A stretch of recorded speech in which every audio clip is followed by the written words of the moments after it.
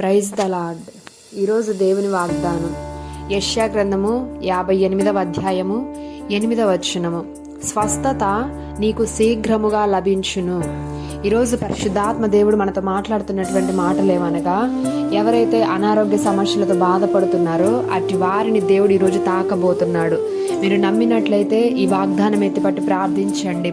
ఎన్నో దినములుగా ఈరోజు మీరు అనారోగ్య సమస్యలతో బాధపడుతూ స్వస్థత కొరకు ఎదురు చూచు, నాకు ఇక తగ్గదు, డాక్టర్స్ చెప్పారు, ఇంకా నీ జీవిత కాలము కూడా ఈ మెడిసిన్ వాడాల్సిందే, దీనికి శాశ్వత పరిష్కారం ఇక లేదు అని నెగిటివ్ రిపోర్ట్స్, ఆ నెగిటివ్ మాటలను విని ఉండవచ్చు.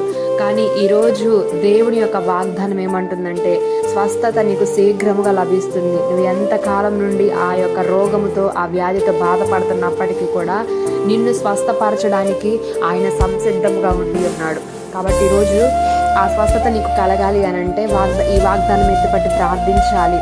అంతేకాకుండా ఈ స్వస్థత కలుగుట కొరకు నీ దగ్గర ఏదైతే ఉన్నదో అది నీ దగ్గర లేనటువంటి వారికి నువ్వు సహాయం చేయాలి.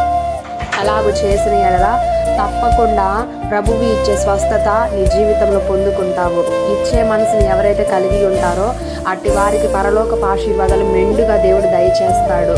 కాబట్టి ఈరోజు ఆకలిగా ఉన్నటువంటి వారికి అన్నం పెట్టి, దాహము కొనినటువంటి వారికి నీళ్ళు ఇచ్చిన ఎడల, వస్త్రము లేని వారికి వస్త్రములు సహాయం చేసిన ఎడల, నీ దగ్గర ఏదైతే ఉన్నదో అది నువ్వు ఇతరులకు పంచిపెట్టుట ద్వారా నీకు కలిగి ఉన్నటువంటి అనారోగ్యం నుండి విడుదల పొందుకుంటావు. కాబట్టి ఈరోజు ఎటువంటి బంధకాలలో ఉన్నా, ఎటువంటి అనారోగ్య పరిస్థితుల్లో ఉన్నప్పటికీ కూడా విశ్వాసంతో ప్రార్థించండి.